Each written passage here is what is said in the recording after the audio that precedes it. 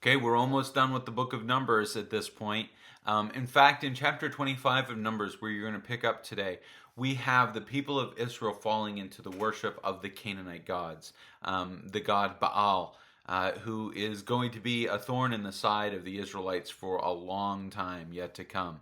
The word Baal means Lord. Just like Adonai means Lord, but it's a more dominant term, and it is very much the Canaanite term for a Lord.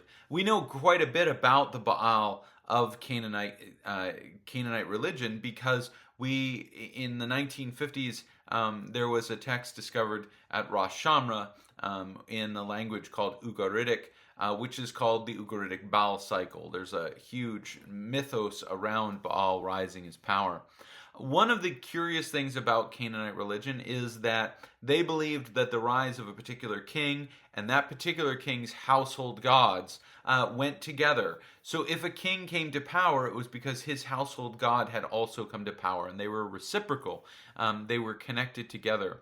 So when a people like Israel would fall into Baal worship, that was a sign that their god was weak, which explains why God sends prophets later on, and he's constantly correcting them out of Baal worship because Baal is a false god. And we do not want to give the perception that he is greater than the one true God.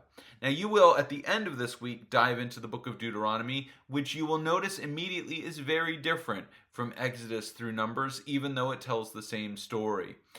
Deuteronomy is probably written later. There's no evidence to this. Everyone calls these 5 books the books of Moses. Exodus, Leviticus, and Numbers definitely are about Moses, and he's the primary character. Deuteronomy is really just an extensive speech by Moses, and at the end it records his death. So it's probably written later, and it's meant as a reiteration, perhaps written as a reiteration of the events of Exodus, Leviticus, and Numbers for the kingdom period, centuries later. And it does not mean that it's not historical, it does not mean that it's inaccurate. It probably means that there was this speech that needed to be kind of updated from whatever Moses spoke it in for the contemporary audience.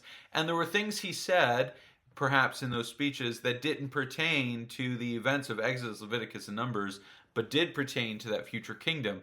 And Moses is referred to as a prophet several times in the book of Deuteronomy, and that would be somebody who could see what we needed in the future.